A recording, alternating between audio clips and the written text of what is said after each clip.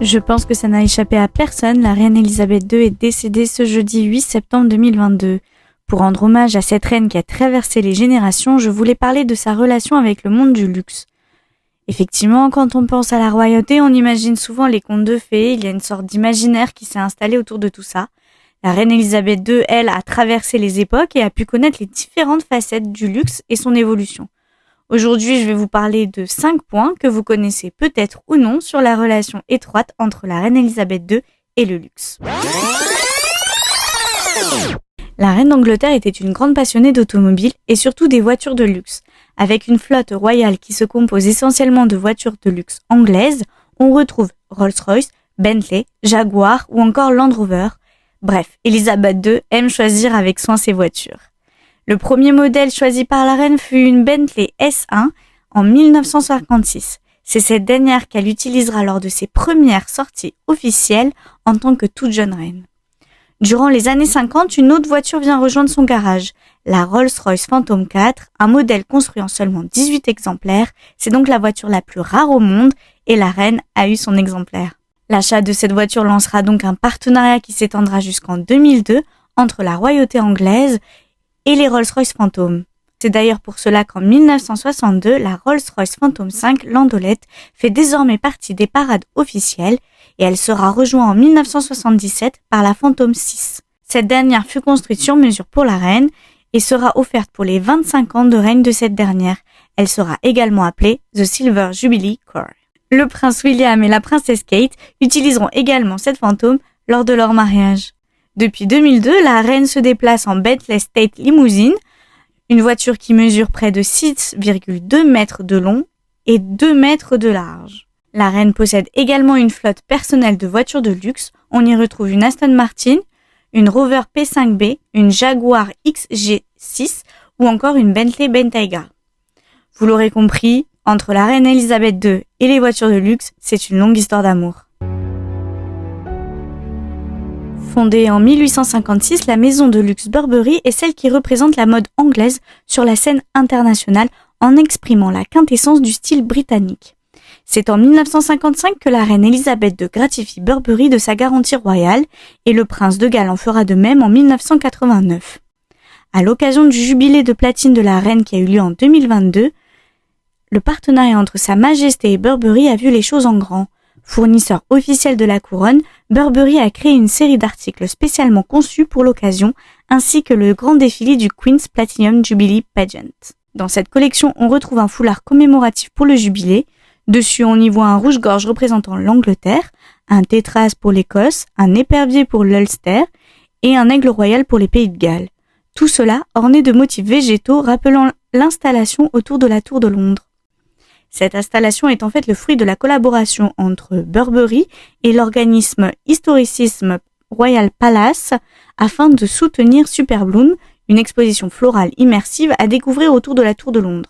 Il s'agit d'une barge de 300 mètres carrés comprenant 5000 plantes qui montrent le rôle des prairies naturelles et des marais dans le stockage carbone.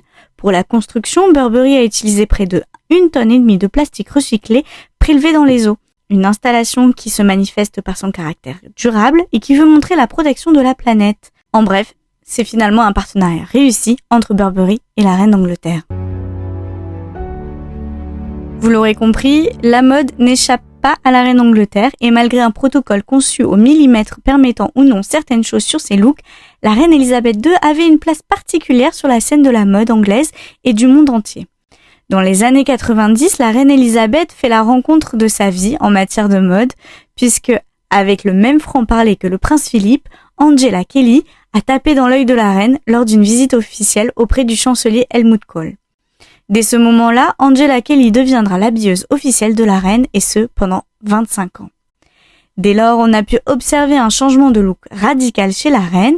En effet, depuis 1990, Elisabeth II aborde des looks plus colorés, plus flashy, et ce pour une bonne raison. Angela Kelly confie dans son livre qu'elle savait que les gens venaient souvent de loin et attendaient des heures pour apercevoir la reine.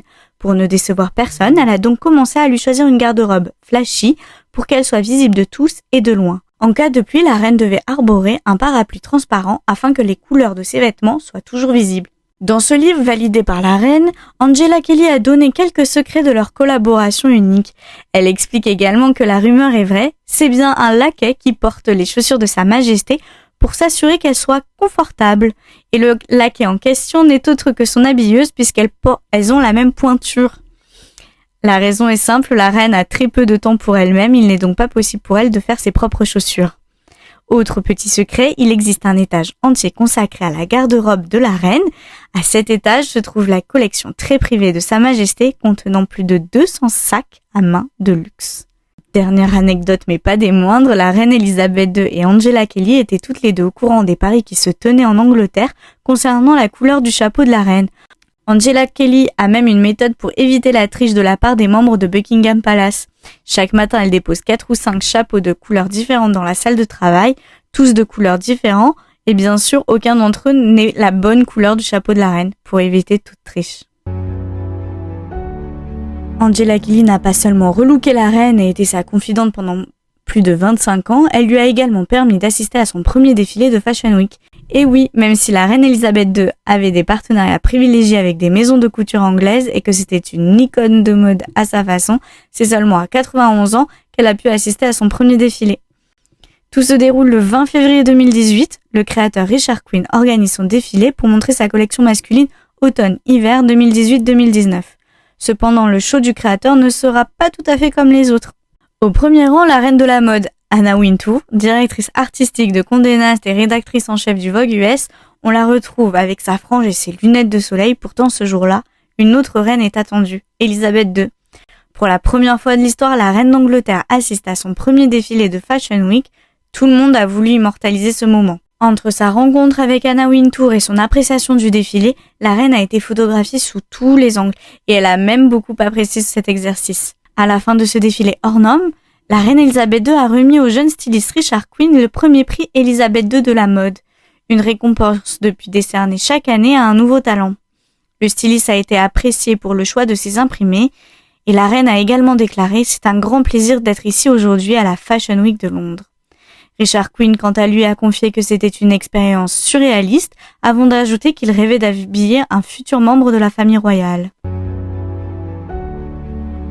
Et en parlant de Fashion Week, le mois de la mode a commencé à New York ce 9 septembre et devait se poursuivre du vendredi 16 au mardi 20 septembre à Londres. Cependant, les 12 jours de deuil national pour le décès de la reine Elisabeth II et les funérailles qui auront lieu le 19 septembre viennent bousculer le programme. Dès l'annonce de son décès, Raf Simons et la maison Burberry ont pris la parole en annulant tous deux leur défilé par respect. Un coup dur pour le secteur économique qui signait le retour de la Fashion Week après 2 ans d'arrêt à cause du Covid. Pourtant, la British Fashion Council, qui chapeaute la semaine de la mode, compte maintenir cet événement. En effet, seules les soirées annexes à la Fashion Week et les défilés le jour des funérailles sont annulés. Pour rappel, dès l'annonce du décès de la reine, de nombreuses boutiques de luxe ont fermé leurs portes pour respecter la période de deuil national. Alors, est-ce que vous comprenez le maintien quasi normal de la Fashion Week de Londres ? C'est la fin de cet épisode, j'espère qu'il vous aura plu et qu'il vous a permis d'en apprendre un peu plus sur cette reine qui a marqué de nombreuses générations. On se retrouve la semaine prochaine pour un nouveau point luxe.